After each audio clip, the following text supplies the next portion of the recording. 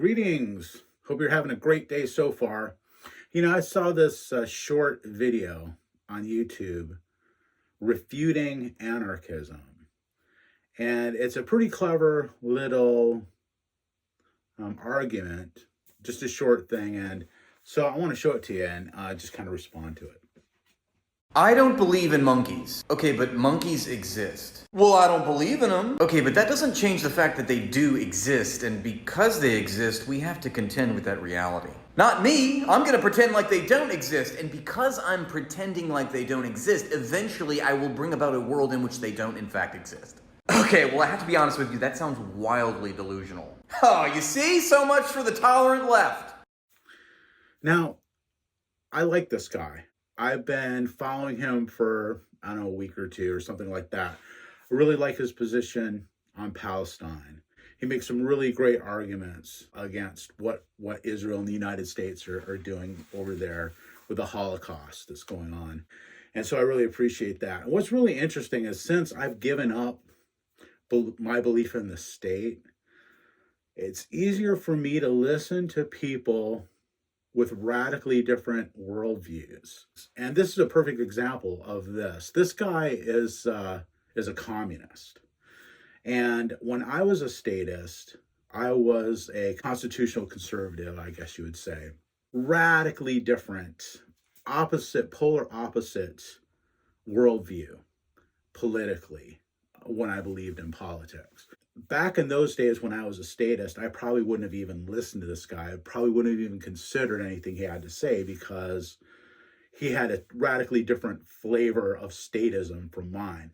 But now that I'm not a statist, really the difference I see in our worldviews is just that he has this belief in the state, whereas I don't.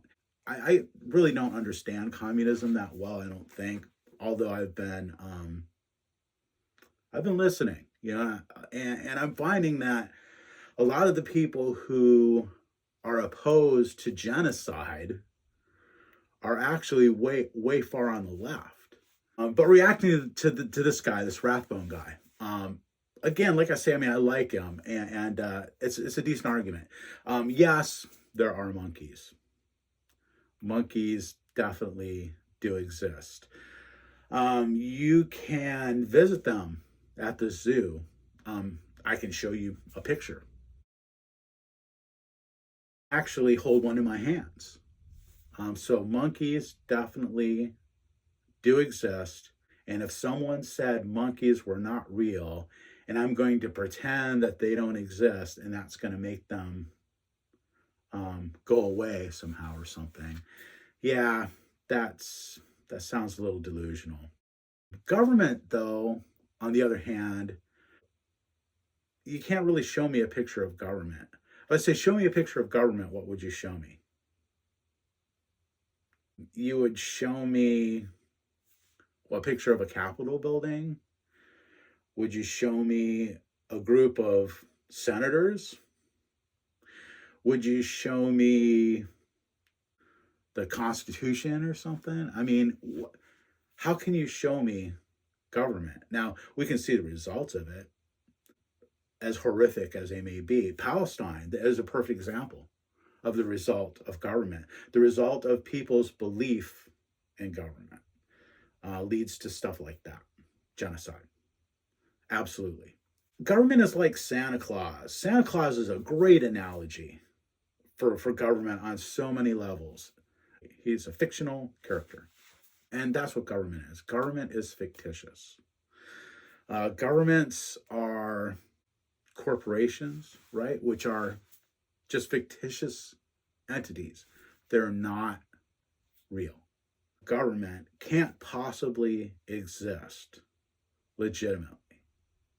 Because if you believe that all men are created equal, endowed by their creator with rights, if you believe that one person can't rule over another person legitimately, government cannot exist. You can have a gang of people, a mob, that call themselves government and exercise control over people. But that's not real government. It's not legitimate government. In order for government to be legitimate, it has to have an actual legitimate right to rule over people. And nobody has that.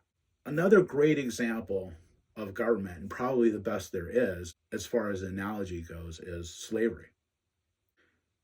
You can say that there's no such thing as legitimate slavery.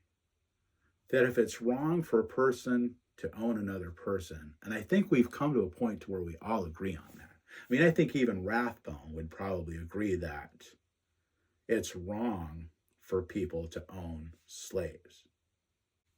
I think it would be safe to say, really, if you want to be literal about it, there's no real such thing as slavery, not in terms of a legitimate form of slavery.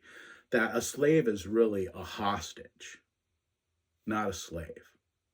You may not know this, but back in the day when slavery existed and people were working to abolish it, there were slaves that fought on the side of slavery.